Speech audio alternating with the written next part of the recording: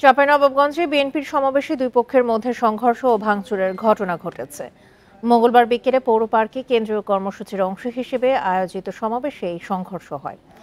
Police জানায়, শিবগঞ্জ উপজেলা বিএনপির আহ্বায়ক আশরাফুল হককে বক্তব্য দিতে না দেয়ায় তৈরি হয় উত্তেজনা।